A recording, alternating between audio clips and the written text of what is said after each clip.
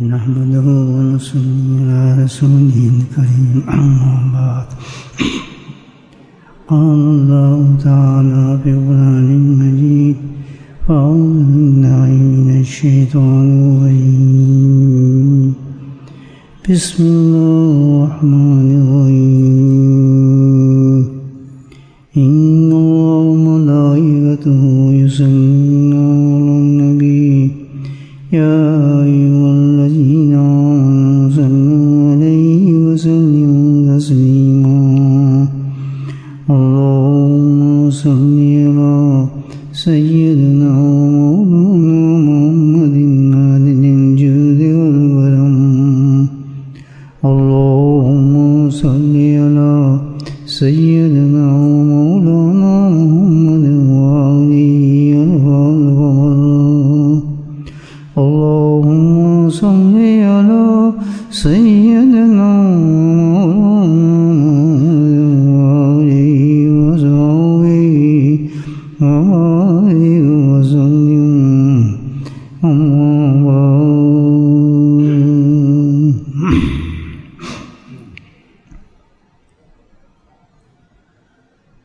الحمدللہ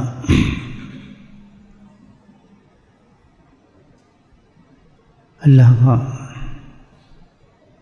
بے انتہا شکر کہ آج اللہ پاک نے پھر ہمیں مجھ جیسے گناہگار کو یہ توفیق بخشی کہ ایک اور نہ صرف شب جمعہ عنایت فرمائی بلکہ اس کے ساتھ عاشور جیسی ایک بڑی نعمت اس دن کی ہمیں نصیب فرمائی ہے 10 محرم جس کو عاشور ہم کہتے ہیں معمولی دن نہیں ہے، یہ وہ دن ہے جو اللہ تعالیٰ نے ازل سے اس ماہ کو اپنا محترم اور رسپیکٹڈ ماہ قرار دیا ہے۔ کس قدر اس میں اللہ نے برکات رکھی ہیں کہ افضل سے افضل سے اللہ تعالیٰ نے اس کے اندر، اس ماہ کے اندر اور پھر خاص طور پہ عاشورہ میں اللہ نے بے انتہا واقعات اس میں ہیں، بڑے بڑے جو واقعات ہوئے ہیں اس کے اندر پیش آئے ہیں، اور اسی طریقے سے جو سب سے آخری واقعہ اس میں پیش آیا عاشورہ کے دن، وہ تاریخ انسانیت کا سب سے الگناک اور سب سے زیادہ سبق آموز چیز تھی۔ لگتا ایسا تھا اس واقعے کے اندر اللہ پاک نے تمام اسلام کی اس تاریخ کو جمع کر دیا۔ اس میں جنگ بدر بھی نظر آتی ہے، جنگ عہد بھی نظر آتی ہے، جنگ خندق بھی نظر آتی ہے، اور فتح مکہ بھی نظر آتا ہے۔ ایک کمپلیٹ داستان ہے جو اللہ تعالیٰ نے اس پیش کی۔ تاریخ گواہ اس چیز پر، ہسٹری گواہ ہے، جہاں تک میں نے میرے اپنے مطالعے پر ہے، کہ کسی نبی کی خاندان کے ساتھ، کسی نبی کے خاندان کے ساتھ ایک دم اتنی زیادہ شہادتیں اسی خاندان سے کہیں نہیں ملتی۔ یہ ایسا واقعہ ہے کہ آخر زمان نبی اللہ کے حبیب اس خاندان کے ایک ساتھ جوان نہیں، صرف دودھ پیچھے بچے سے لے کر ہر عمر کا بچہ قربان ہوا ہے اس میں۔ یعنی یہ واقعہ ہے نہیں کوئی بھی ایسا۔ تو میرے بھائیو، سطحی طور سے اس واقعے سے گزارا نہیں جا سکتا۔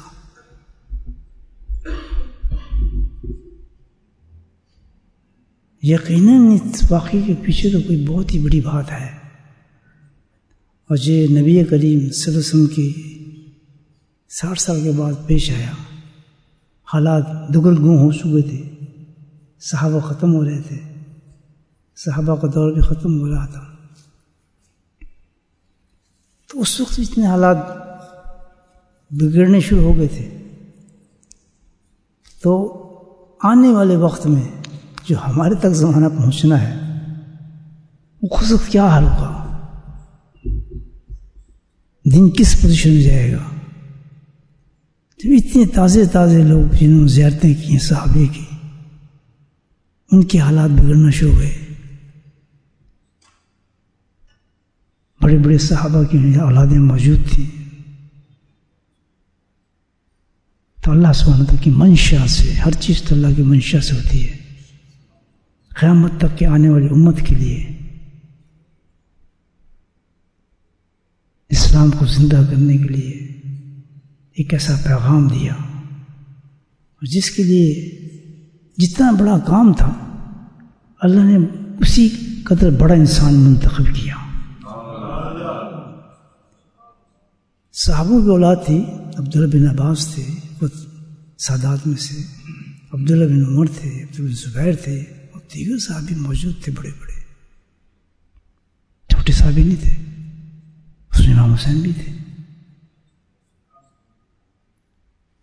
یہ کہنا ہے کہ وہ صحابی کیوں نہیں گئے، یہ کیوں گئے، آپ نے کیوں قدم اٹھا لیا، یہی تو اس کا جواب ہے کہ جس قدر اہم واقعہ ہوتا ہے اللہ تعالیٰ اسی قدر اہم انسان کو سلیکٹ کرتے ہیں. سارے صحابہ عظیم تھے، اونچے تھے، لیکن واقعہ اتنا بڑا تھا کہ کوئی اس واقعے کو پیش کر سکتا تھا وہ خان واحدہ نبی سے پیش ہی کر سکتا تھا.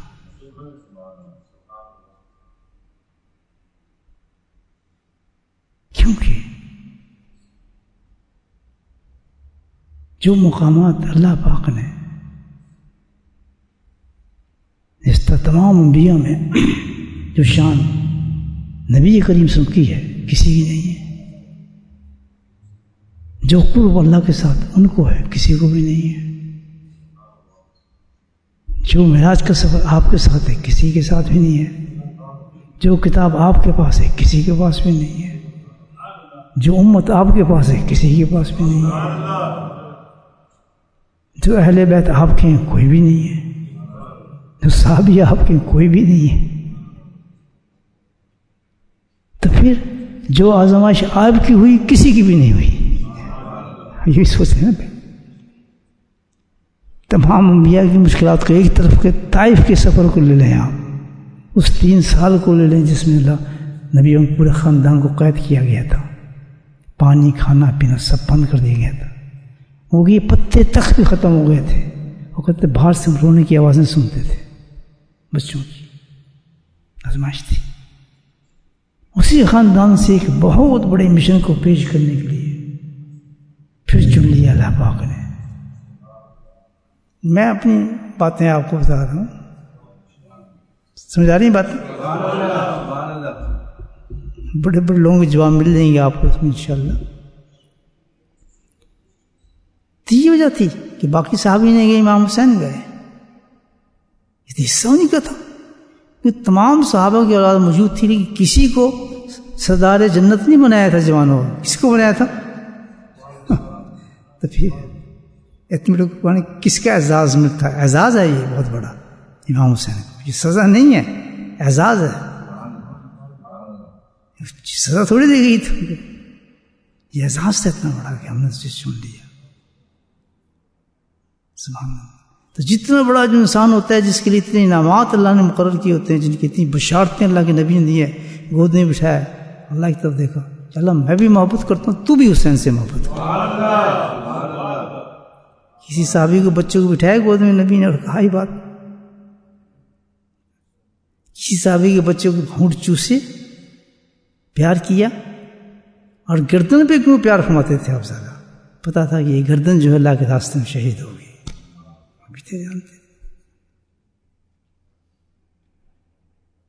تو جتنا درجہ بلند تھا امام حسین کا، اتنی بڑا کام تھا، مشن وہی پیش کر سکتا۔ مشن کیا تھا؟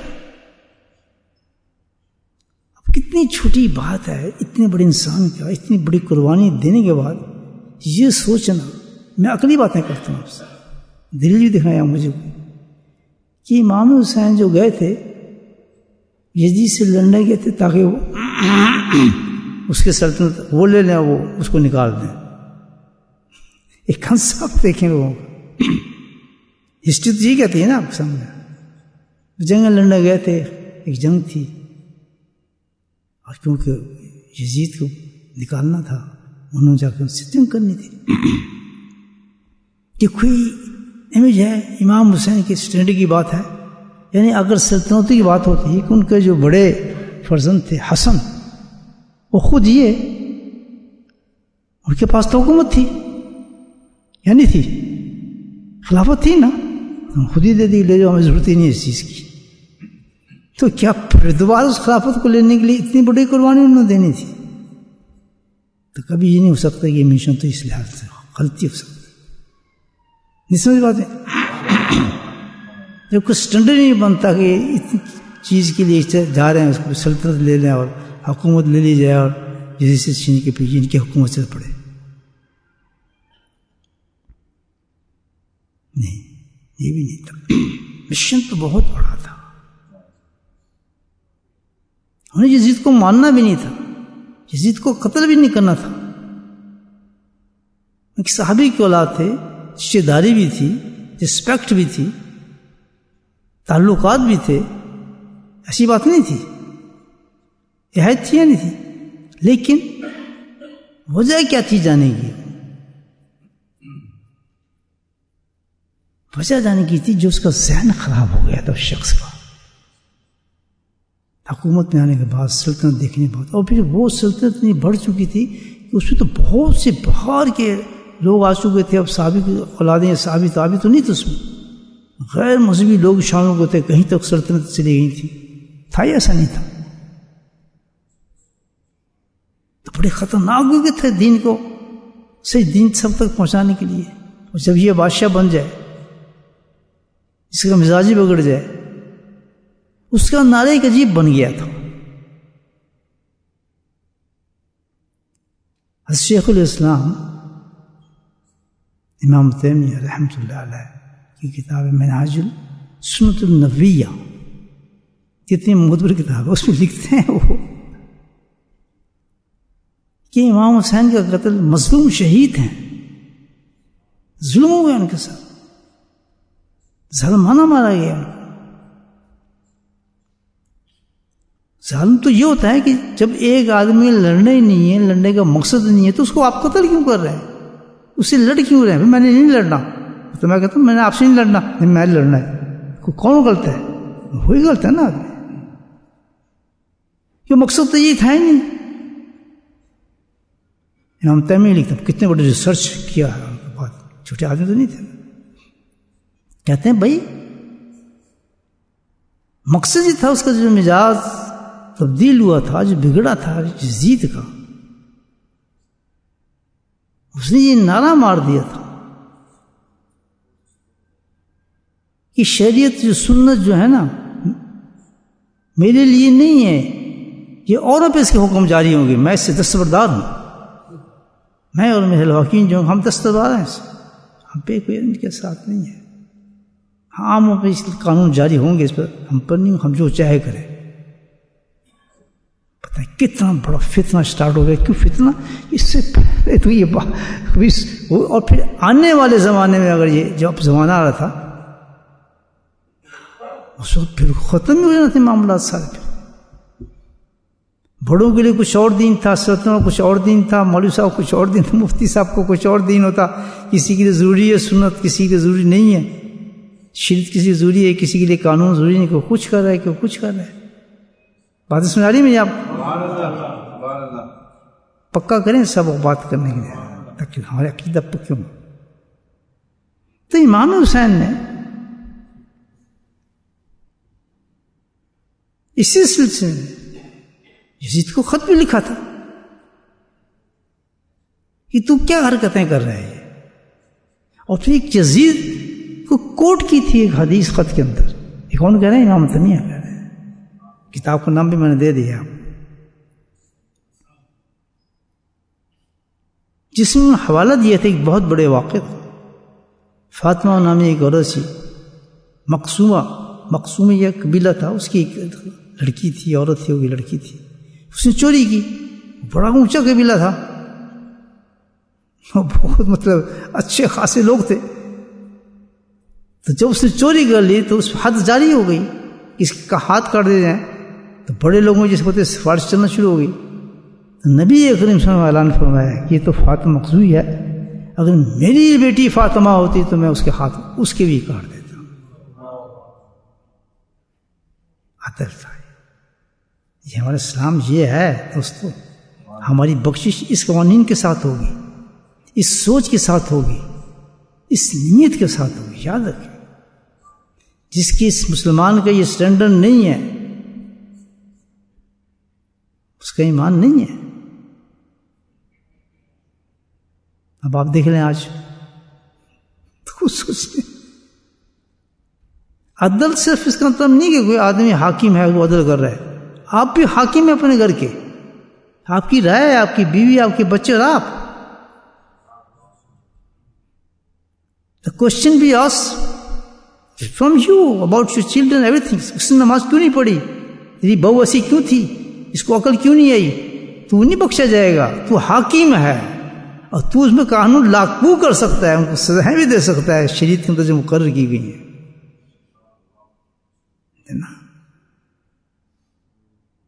بات سمجھ آ رہی ہے آپ؟ نہیں، ہم تو بڑا زور لگاتے ہیں، ہم کیا کریں. یہ نہیں چکر چل رہے ہیں، ایسے معاملات نہیں چل رہے. یہ وہ لوگ ہیں جس کے فیصلہ جس کا امام حسین نے کیا ہے. کسی شہادت میں یہ نہیں نماز پڑھ رہا بہت اچھا ہے فلاں، نہیں. اسلام کس کے اندر ہے، دین کس میں، شریعت اور قانون کس کے اندر ہے. قرآن نہیں، شریعت قانون بتاؤ. قرآن نہیں، قرآن پہ عمل بتاؤ. قرض لینے کے اسلامی طریقے بتاؤ، قرض ادا کرنے کے اسلامی طریقے بتاؤ، مدد کرنے کے اسلامی طریقے بتاؤ. آداب ہیں، آداب اسلام کے اندر ہر چیز کے. یا اہلنا فی سلم کافہ، مکمل طور پہ اسلام میں داخل ہو جاؤ. تو شہید نے کمال ہی کر دیا. اس کے ہاتھ میں سب کچھ تھی، اکثر بھی کر لیا لوگوں نے، وہ کر رہے تھے. کون لوگ تھے جو اتنے ہزار آدمی مارنے آئے؟ تو بہت ہی جو یزید کی بات کو مانتے تھے. صحابہ بھی تھے، نمازی بھی تھے، اولاد تھی، تابعین سب تھے. وہی تو اگینسٹ تھے امام حسین کے. No wonder. بات سمجھ آ رہی میری آپ؟ واقعہ سمجھ آ رہا ہے؟ یہ ہے کربلا. چاہتے کیا تھے امام حسین؟ تو چلیں وہاں سے. جنگ اگر جنگ تھی، اس کو لڑنا تھا، تو امام حسین وہ پرسنالٹی تھے، وہ انسان تھے کہ مکے کے اوپر کھڑے ہو کر اعلان کرتے کہ میں جنگ کے لیے جا رہا ہوں، کون ہے میرے ساتھ جائیں گے؟ تو 99 لوگ پرسن لوگ ان کے ساتھ چل پڑتے. بات سمجھ آئی آپ؟ سب صحابہ جب اعلان کر دیتے جنگ کا، روکتا کوئی نہ ان کو کہ تم آپ کے ساتھ چلیے. خاندانی رسالت ہے، چھوٹی چیز تو نہیں تھی نا. اعلان جنگ ہے، میں اس کے ساتھ جنگ کروں گا، اس نے یہ کیا یہ کیا. تعجب یہ تھی سب صحابہ کو جو روک رہے تھے. عبداللہ بن عباس ان کے خاندان کے ڈاڑی پکڑ رہے ہیں، محبت کر رہے ہیں، رو رہے ہیں کہ حسین نہ جا، اللہ کے واسطے نہ جا. حسین کوئی چھوٹے آدمی تھے نہیں. کس کے بیٹے تھے؟ علی کے، جن کے گھر میں علم ہے، فہم ہے، بصیرت ہے. پلے کس کی گود میں تھے؟ نبوت کی گود میں پلے ہوئے تھے. وہ چھوٹے فقیہ نہیں تھے، وہ چھوٹے امام نہیں تھے، وہ چھوٹے زاہد نہیں تھے، وہ چھوٹے عابد نہیں تھے، وہ چھوٹے مجہد نہیں تھے. جن کا اجتہاد تھا، جنہوں نے فیصلہ کیا. آپ کہیں نہیں دیکھیں گے چیزوں میں. آپ کو بتا کیا تھا؟ اجتہاد تھا ان کا، فیصلہ اپنا تھا یہ. اور میں یہ کہتا ہوں کہ جو امام حسین کا فیصلہ تھا 100% صحیح تھا، قائد زبان سے تھا. اس پہ کس سے ہو ہی نہیں سکتا. آپ کیوں چلے گئے، بچوں کو چھوٹے لگے چلے گئے، نہیں چلے گئے. ان کا اجتہاد تھا اور اپنا اجتہاد تھا، اس لیے انہیں اتنے بڑے بڑے صحابی کو، اپنے چچا کے بیٹے کو بھی کسی کو سنا نہیں، خاموش رہا ہے. وہ کچھ نہیں سمجھ سکے کہ نہ بات کرتا ہے، نہ کچھ بتاتا ہے، نہ جنگ کی بات کرتا ہے، نہ صلح کی بات کرتا ہے. چاہتا کیا ہے؟ جو میں چاہتا ہوں تمہیں پتہ ہی نہیں ہے. سبحان اللہ. سننا ہے میرا بیان غور سے. واقعہ کربلا کیوں مولانا سنا پہلے ایسی بات کی آپ نے. اب یہ دیکھیں آپ، اجتہاد تھا امام حسین کا، یہ اس سے بڑا مجتہد کوئی نہیں ہو سکتا. فیصلہ ان کا تھا، اور اجتہاد ایسا جو اجتہاد خلاف ہی نہیں تھا، 100% صحیح تھا. صحابہ نہیں سمجھ گئے، اولاد نہیں سمجھ سکی صحابہ کی. اعلان کر ہم تیرے ساتھ چلتے ہیں. بچوں کو کہہ رہے ہیں تمہیں بچوں کیوں لے کے جا رہا ہے یار؟ چھوٹے چھوٹے بچوں تو لے کے جا رہا ہے. آخر اس کی وجہ کیا ہے؟ وجہ تو ہے ہی نہیں. تو جنگ کرنی چاہتے، اور جب جنگ ہی نہیں تھی کیوں کہاں جا رہا ہے؟ میں بتاتا ہوں ان کے دل میں کیا تھا. ماشاء اللہ کیا تھا؟ تبلیغ. میں یزید کو مارنے نہیں جا رہا، میں اس کو تبلیغ کرنے جا رہا ہوں. ایک صحابی کا بیٹا ہے، دماغ اس کا خراب ہو گیا ہے، اور ٹوکتی ہوں. اتفاق یہ ہے کہ میں جانا تھا، لیکن کوفے والوں نے خود میرے لیے سہولت پیدا کر دی ہے. وہ سب منافقین تھے، ان کو سب پتا تھا. باپ کی جو دیکھ چکے تھے، باپ جو ان کے باپ کے ساتھ کیا گیا تھا. ڈائریکٹ نہ سے بات کرتا میں جاؤں گا، اس کے بعد میں یزید کو پیغام وغیرہ دوں گا، اس سے ملاقات کروں گا. جنگ کا تو کوئی مسئلہ نہیں تھا وہاں. بات سمجھ آ رہی ہے آپ کو؟ رونا دھونا کس چیز کا؟ بچوں کو ساتھ لے لیے، اپنی بیویوں کو ساتھ لے لیے، اہل کو ساتھ لیے. 72-73 بچے تھے. کوئی جنگ کے کیا کوئی نسل نہ کچھ. فرات پر جب پہنچے تو پتہ چلا تو اس وقت جو خبیث ترین انسان تھا عبید اللہ بن زیاد، عبید اللہ بن زیاد، یہ بڑا خبیث آدمی. سب سے زیادہ رول اس شخص نے سٹارٹ کیا ہے. یہودی کی اولاد تھا کوئی. اس نے آؤ نہ دیکھا تھا، فوراً لشکر تیار کیا. پتنی وہاں سے آرڈر آئے یا نہ آئے، اس نے لشکر تیار کر کے جناب جنگ کے لیے تیار ہو گیا. یہ کیسی جنگ ہے؟ کیوں روک رہے ہیں مجھے؟ سرپرائز روکنے کی بات ہے. کہتے نہیں جی ہم تو بس جنگ کریں گے. کس چیز کی جنگ؟ کیوں جنگ کرنا چاہتے ہو؟ نہیں بھائی کسی میں تو ملنے آؤں، مجھے یزید سے ملاؤ. آپ نے ضد کیے کھڑے ہو گئے. یہ تاریخی بات کر رہا ہوں آپ سے، اتنے بڑے حوالے سے بات کر رہا ہوں. 4 دفعہ آپ نے کہا کہ اس کے زیاد کو بولو میں تو اس سے ملنا چاہتا ہوں یزید سے. اب وہ ڈر گیا کہ کہیں ایسا نہ ہو کہ یزید تک پیغام پہنچ جائے، یزید کے پاس یہ پہنچ جائے تو معاملہ سارا خراب ہو جائے گا. کیونکہ جب امام حسین یزید کر پہنچ گئے تو حال یہ ہوا کہ وہ اپنی ٹوپی اتار کے ان کے قدموں پہ رکھ دے گا. اس کی ضرورت نہیں ہوگی کہ امام حسین کی بات کرے. اس کو پتا تھا کہ اتنے بڑے آدمی امام حسین، پتہ ہے. اس نے پوری گیم کھیلنے کے بعد اس نے نہیں، لڑائی تو ہوگی، جنگ تو ہوگی. ٹھیک ہے اگر یزید سے نہیں ملنے دیتے I'm going back، مجھے واپس جانے دیں، میں چلا جاتا ہوں. میرا تو مشن یہی تھا کہ میں تو اس سے بات کرنی ہے. بات کیا کرنی تھی کہ سلطنت دے دے. سلطنت تو پہلے دے چکے تھے ان کو. بھائی تو صحیح کر کام، کیوں ایسے کام کرتا ہے؟ بہرحال ان کا سمجھانا، ان کی تبلیغ تو پھر تبلیغ کی ہوتی ہے نا. بات سمجھ آ رہے ہیں آپ؟ لیکن اس کی جنگ کرنی ہے. نتیجے کیا نکلا؟ کربلا کا میدان نہ کیا. پھر وہ جم گئے وہ استقامت کے ساتھ. ہم تو نہیں چاہتے تھے. اب جنگ کس سے تھی حقیقت میں؟ اس سے تھی. لیکن بری یزید بھی نہیں ہے، یہ بھی یاد رکھیں. یہ بری یزید بھی نہیں ہے. یہ ہو سکتا نہیں کہ اس کی شے اس میں داخل نہ ہو. بات سمجھ آ رہی ہے آپ؟ لیکن اس کی چلاکی یہ تھی کہ خود فرنٹ پر نہیں آیا، اس نے اپنے لوگوں سے کام یہ کرانا چاہا. روڑا امام حسین اس کی راہ میں تھے. اصل تو یہ تھا کہ کسی طریقے سے امام حسین کو نکال دیا جائے راستے سے، لیکن وہ خود سامنے نہیں آنا چاہتا تھا. آخر تک نہیں مانا وہ. یہ کس نے کیا قتل؟ کس نے کیا؟ سب پیچھے ہوتے چلے گئے. ہم نے جی اس نے بتایا تھا، ہمیں تو اس نے کہا تھا. وہ تھا خود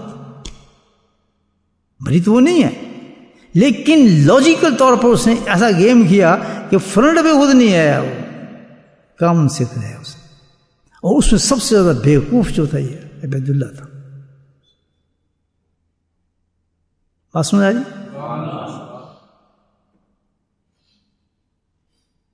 پھر وہ تو آپ نے دیکھا جو کربلا میں شہادتیں ہوئی.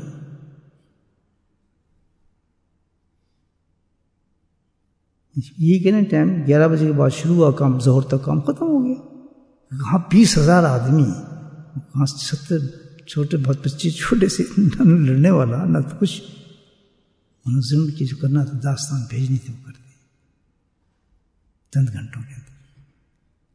باقی جو سٹوریاں آپ سنتے ہیں کہ ایسے ہوا فلاں ہوا، یہ سب بنائی ہوئی سٹوریاں، کسی کے پاس اصل سٹوری نہیں ہے. یہ رافضی شیعوں کی بنائی سٹوریاں رلاتے ہیں، یہ کرتے ہیں فلاں کرتے ہیں. اس کی وجہ ہے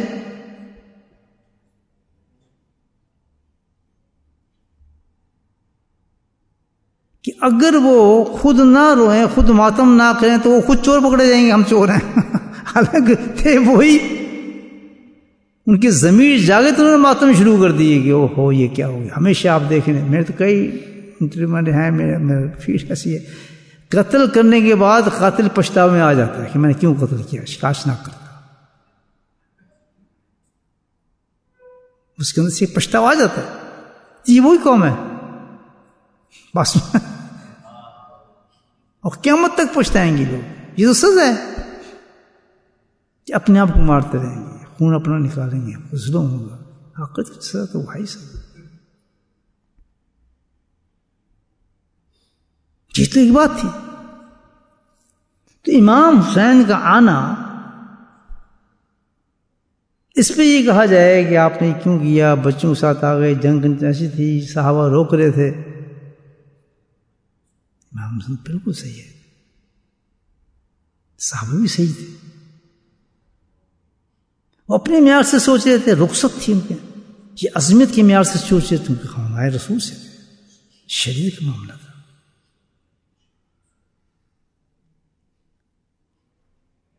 اگر امام حسین قدم نہ اٹھاتے مزاحمت کے لیے، لڑائی کے لیے، کیا مزاحمت کے لیے اٹھیں گے، تو یہ کیا کام کر رہا ہے، یہ نہیں کام ہو سکتا جب تک حسین ہے. شریعت اور سنت کے ساتھ پامال نہیں کر سکتا تو. اور ان کو یہ پورا یقین تھا کہ جنگ تک بات ہی نہیں پہنچے گی، جب میں جاؤں گا بات کروں گا تو ٹھنڈا ہو جائے گا وہ شخص. یہ تو آپ کو درجے تھے مجھے بلند تھا نا کہ اکڑ شکے گا نہیں، ٹھیک ہوگا. کانفیڈنٹ تھا نا. تو آج کتنی بڑی ایک قدم لیا منشا الہی سے امام حسین نے کہ آج اتنے سال گزرنے کے بعد بھی اور قیامت تک لوگ جب بھی عاشورہ آئے گا، عاشورہ کا اس واقعے سے تعلق کوئی بھی نہیں ہے. آج کی روزے کا تعلق کچھ بھی نہیں ہے. جب تو شہادت بھی نہیں ہوئی تھی روزہ رکھتے تھے صحابہ. شہادت کمی تھی امام حسین گودی میں جب لوگ اس کا روزہ رکھتے تھے تو فرض اس سے کوئی تعلق اس سے نہیں ہے. یہ تو الگ چیز ہے. اس کا تعلق کس سے ہے؟ امت سے. پیغام ہے تمام. اعوذ باللہ من الشیطان میں سوچ رہا ہوں مطابق اس کی آیت نکال دوں قرآن سے.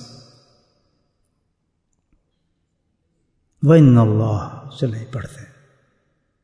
وَإِنَّ اللَّهَ رَبِّي وَرَبُّكُمْ اللہ تعالیٰ قرآن میں کہتے ہیں سورہ مریم.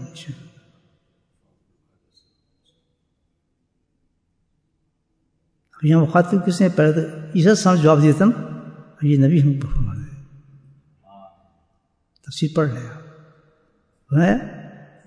وَإِنَّ اللَّهَ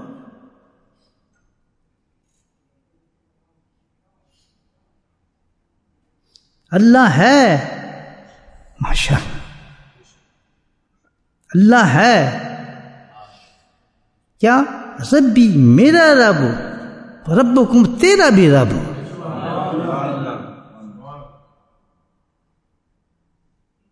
رب صفت رب اللہ نے آپ نے بیان فرمائی ہے, کسی اور صفت سے مخاطب نہیں ہوئے, کیونکہ سب سے بڑی جو لادینیت شریعت سنت ختم کرتا ہے, انسان اپنے دین کو ختم کرتا ہے, اسی وجہ سے کرتا ہے. کہاں سے کھائیں گے یار, کیسا پورا ہوگا, یا غربت میں مر گئے ہیں, یار جتنے قرضے اتر گئے ہیں. اکنومی پرابلم جو ہے ہمارا نا پیٹ کا, یہی ہمیں بے ایمان بناتا ہے, یہی کافر بناتا ہے, یہی ذلیل کرتا ہے, یہ ہمیں ہجرتیں کراتا ہے. جھوٹ, فراڈ, قتل, یعنی ہر چیز جو ہوتی ہے نا ہماری اس کے اوپر ہوتی ہے. پیسہ, دنیا. تو اس پر اللہ تعالیٰ کہا ہے کہ ان اللہ ربی و ربکم, بھائی پالنے والا میرا بھی رب اللہ, یہ تمہارا بھی اللہ رب ہے. مثال دیتا ہوں اس کی کہ ایک مالی ہے جو پودا لگاتا ہے, تو پوری اس پودے کی حفاظت کی ذمہ داری رہتا ہے, اس میں پانی بھی ڈالتا ہے, اس کو کھاد بھی ڈالتا ہے, اس دیکھ بھال بھی کرتا ہے, ہر وقت دیکھتا ہے کہ پرورش ہو اس پودے کی, فلی طور پر اس پہ نظر رکھتا ہے, دیکھتا ہے. تو اللہ تعالیٰ نے جب تجھے پیدا کیے اس کائنات کے اندر, کیا تیرے لیے سوچ نہیں سوچے گا وہ؟ کیا تیری روٹی کا ذمہ اس کے پاس نہیں ہے؟ کیا تیرے کپڑے کا ذمہ اس کے پاس نہیں ہے؟ تیرے کھانے پینے کا ذمہ اس کے پاس نہیں ہے؟ یہی وہ ایمان ہے جو عقیدہ ہمارے اندر موجود نہیں ہے. بات سمجھ آ رہی ہے آپ؟ ہم اللہ کو اللہ مانتے ہی نہیں ہے, رب مانتے ہی نہیں ہے. اگر رب ہوں تو کہتے فعبدو, تیرا کام تو ہے میری اطاعت میں لگ جا. جو حکم میں تجھے دے رہا ہوں, کوئی چیز بھی دنیا کی طاقت بھی تجھے اس حکم سے نہ ٹال سکے, نہ تیری نماز, نہ تیری دکان ٹال سکے, نہ تیرا بچے ٹال سکے, نہ تیری بیوی ٹال سکے. جس بات کے میں تجھے حکم دے رہا ہوں وہ لا ہو جائے تیرے پاس, اور میرا حکم جو ہے فعبدو, اس کو بجا لا. یہ مولانا ہے سے مومن کے دل میں سوائے اس کا فکر رکھنا در بدر ہو جائے گا, ذلیل ہو جائے گا, منافق ہو جائے گا, کافر ہو جائے گا, ایمان بیچ دے گا, ضلالت میں چلا جائے گا, علم بیچ دے گا, دین بیچ دے گا, ہر چیز بیچنے کی تو تیار ہوگا 4 پیسے کے لیے, کیونکہ تجھے یقین ہی نہیں ہے کہ تیرا پیٹ اللہ بھر دے گا. تو ہر چیز دنیا کی یقین کر سکے گا. قرآن اٹھا کے کوئی کہے تو مانے گا نہیں, یا رزق تو ادھر ہی ملنا ہے, یا وہیں چلیں, یا اس ملک میں ملنا ہے, روک رہے ہیں لوگ تجھے, نہ کرنے یا رزق تو وہیں ملنا ہے.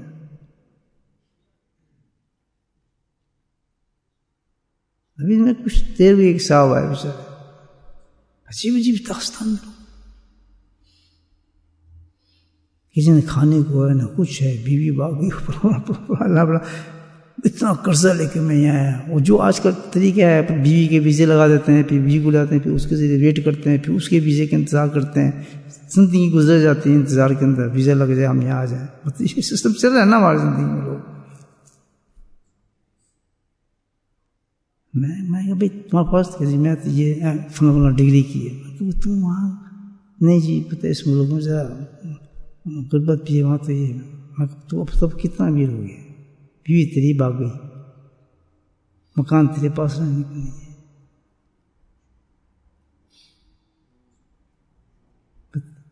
کیا ملنا ہے؟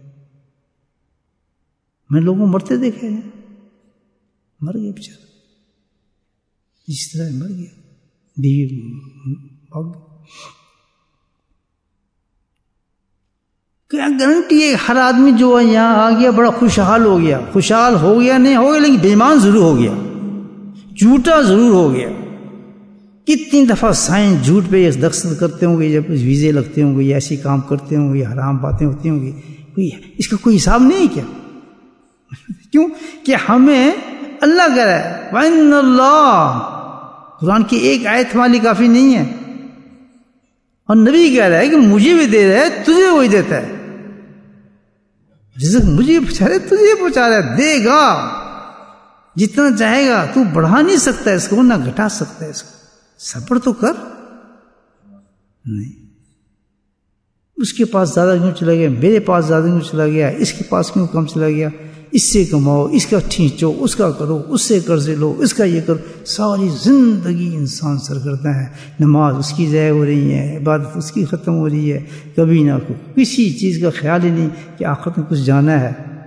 سمجھ آ رہی بات؟ اللہ تعالیٰ کہتا ہے پھر آخرت میں ملنا تجھے کیا ہے؟ کچھ بھی نہیں۔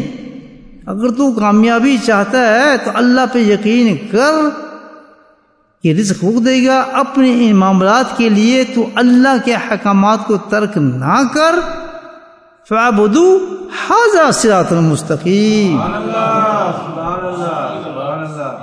یہ تیرا M6 ڈائریکٹ ہے جو تجھے جنت میں پہنچا دے۔ ورنہ تو ذلیل و خوار ہوگا، تیری جنریشن ذلیل و خوار ہوگی، کوئی سکون تمہیں ملنا نہیں کسی حالت کے اندر بھی۔ جھوٹ جھوٹ ہوتا ہے، فراڈ فراڈ ہوتا ہے، مطلب ہوتا ہے، ملنا کچھ بھی نہیں ہوگی، عارضی سکون بھی نہیں۔ کیا ملا یزید کو؟ یہی سمجھانا تھا حسین کو۔ پھر سلطنت تیرے پاس آ گئی، بکھر کیوں گیا؟ کیوں شریعت کی کیوں چھوڑ دیا تو نے؟ اور آج امام حسین مزاحمت نہ کرتے تو ہم تو اور بھی چوڑے ہو جاتے۔ چھوٹا جناب چلا رہے کام سمجھ، لیکن جب یہ واقعہ ہے ایک اتنا بڑا بیریئر آ گیا کہ سوال ہی پیدا ہوتا ہے، انسان کامیاب ہو ہی نہیں سکتا جب تک کہ حسینی طریقہ اختیار نہیں کرے گا۔ بس سمجھ آ رہی؟ افسوس ہی ہے کہ اتنا بڑا دن ہو یا کوئی دن ہو، ہمارے پاس بہت آسان طریقے اس میسج کو ٹالنے کے کیا ہے؟ رسومات۔ ہر دن کو ہم نے رسم بنا لیا، منانا۔ عاشورے منا رہے ہیں، امام حسین کو بھی منا رہے ہیں، فلاں منا رہے ہیں۔ منا کیسے رہے ہیں؟ کوئی ماتم سے منا رہا ہے، کوئی کسی طریقے منا رہا ہے، کوئی سنیوں کو منا رہا ہے، کوئی کسی طریقے سے منا رہا ہے، اپنے اپنے طریقے سے منا رہے ہیں۔ پھر منانا کیا ہوتا ہے کہ خوب دن منا لیا، کھچڑے کھا لیے، یہ کر لیا، ماتم کر لیا، خون نکال لیا۔ دوسرے دن وہی لوگ جو امام حسین کی یاد منا رہے تھے، ان کے لیے رو رہے تھے، وہی عورتیں وہی مرد دوسرے دن ننگے سر پھر رہی ہوں گی، بے حیا ہوں گی، جھوٹ بول رہے ہوں گے، داڑیاں کٹ رہی ہوں گی، پورے طور پر جس امام حسین کے لیے روئے ہیں اسی کی مخالفت میں وہی کام وہ کر رہے ہوں گے جو یزید کر رہا تھا۔ صحیح ہے غلط؟ اب کہتے ہیں ہم جنت ہیں۔ اور کمال یہ ہے، آج تک یہ پہنچا ہے کہ آپ کسی کو یہ کنونس کر ہی نہیں سکتے کہ نبی کی سنت کی ویلیو کیا ہے۔ نبی کی سنت کی ویلیو یہ ہے کہ 17 اپنے اہل بیت زمین پہ لٹا دیے لیکن سنت کو زندہ کرنا چاہتے تھے۔ یہ ہے سنت۔ قل ان تم تحبون اللہ، جب اللہ تعالیٰ نے کہہ دیا کہ میری محبت کے لیے کوئی عمل کارگر نہیں ہے تیرا، کوئی عمل سوائے ایک چیز کی، وہ کیا ہے؟ میرے نبی کا طریقہ ہے۔ اور جتنا ابھی تو مزاحمت کی تب یاد ہے کہ آج امام حسین کو منا کے اسی چیز کی مخالفت کرتے ہیں جس کے لیے وہ سٹینڈ کیا تھا انہوں نے، اسی چیز کا سٹینڈ، ہم اس کی مخالفت کرتے ہیں۔ دن منا لیا امام حسین کی یاد ہم نے منا لی، ہے نہیں بات؟ یہ پیغام ہے امام حسین نے دیا، کامیابی نہیں ہو سکتی۔ اگر ہم صحیح چاہتے ہیں حاضہ صراط مستقیم، واقعی ہم چاہتے ہیں کہ ہم جنت تک پہنچے اللہ کی، ایک ہی طریقہ ہے نبی پاک کی سنت مبارک، کھانا پینا اٹھنا رہنا ہر چیز نبی سنت میں سب سے بڑی چیز یہ ہے کہ اس کے اندر جھوٹ نہیں ہے، فراڈ نہیں ہے، حرام نہیں ہے. یاد رکھیے تو میرے بھائیو، یہ ہے کربلا کا واقعہ امام حسین شاہ، یہ ہے آپ کی قربانی.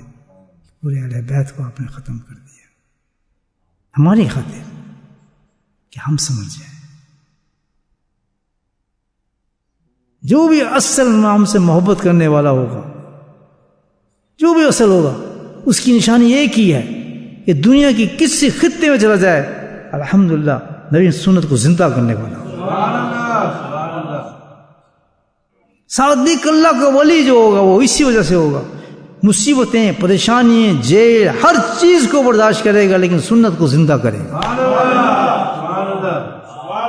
سب سے بڑا اللہ کا ولی. آخری مشن بتا دیا امام سے کہ اس کو میرے ذمہ تھا، میں سب سے اونچا انسان ہوں، اور اللہ امام سے پیغام دیا ہے، اور جو میرے بعد یہ کام کرے گا سب سے بڑا کامل ولی وہ ہوگا. کہ ایسی ایسی جگہوں پہ سنتوں کو جگائے گا جو انسان تصور بھی نہیں کر سکے. جس اللہ کے ولی کے پاس آپ کو سنت نصیب ہو، میرے بات یاد رکھنا، وہاں اللہ نصیب ہوتا ہے انسان. وَأَنَّ اللَّهَ، مجھے تلاش کرنا ہے تو کہاں؟ میرے ایسے دوست کے پاس جاؤ جہاں تمہارے دل زندہ ہوں، تمہاری بچیاں چادر اوڑھیں، تمہاری مائیں چادر اوڑھیں، باہر نکلنے سے پرہیز کریں، داڑیاں تم مکمل رکھو، امام شوق سے پہنو، لوگوں کی گالیاں سنو. کہتے یہ ہے امام حسین کی زندگی، یہ ہے وہ گھر جہاں شخص میری سنت کو زندہ کر رہا ہے، دنیا نہ. باقی سب ڈرامہ ہے، بیٹا کچھ کر رہا ہے، بیوی کچھ کر رہی ہے، نمازیں گھر میں قطع ہو رہی ہیں، شریعت ختم ہو رہی ہے، عجیب عجیب قسم کے لوگ گھروں میں گھسے ہوئے ہیں، کسی کچھ مذہب ہے، کسی کوئی عقیدہ ہے، کوئی نماز پڑھ رہا ہے. سب ڈرامے ہیں میرے بھائیوں، یہ ہمارے بنائے ہوئے ہیں. اللہ نے بتا دیا حاضر صراط مستقیم. الحمدللہ رب العالمین. بسم اللہ الرحمن الرحیم، الحمدللہ رب العالمین، والصلاة والسلام علی سید المرسلین شفیع المذنبین طه یاسین النبی والنبیین. اللہم صلی علی سیدنا مولانا محمد نبی الأمی وزوجی امہات المؤمنین وذریتی وآل بیتہ کما صلیت علی ابراہیم انک حمید مجید. وسلم تسلیما دائما ابدا کثیرا کثیرا کثیرا. اللهم اغفر لنا ذنوبنا وذنوبنا وهزلنا وجدنا وخطأنا وعمدنا كل ذلك عندنا. اللهم ربنا آتنا في الدنيا حسنة وفي الآخرة حسنة وقنا عذاب النار، وقنا عذاب القبر، وقنا عذاب الحشر، وقنا عذاب الميزان، وادخلنا جنة مع الأبرار يا عزيز يا غفار يا رب العالمين يا رب العالمين. اللهم أعنا على ذكرك وشكرك وحسن عبادتك. يا قاضي الحاجات اقض حاجاتنا، يا دافع البليات ادفع بلياتنا، يا شافي الأمراض اشفى مرادنا. اللهم عافنا في بدني، اللهم عافنا في سمعي، اللهم عافنا في بصري، لا إله إلا أنت. ربنا هب لنا من أزواجنا وذرياتنا قرة أعين واجعلنا للمتقين إماما اللهم رب ارحمهما كما ربياني صغيرا اللهم اغفر لنا ولوالدينا وأستاذينا ومشايخنا وجميع المؤمنين والمؤمنات والمسلمين والمسلمات الأحياء منهم والأموات برحمتك يا أرحم الراحمين سبحان ربك رب العزة عما يصفون سلام على المرسلين والحمد لله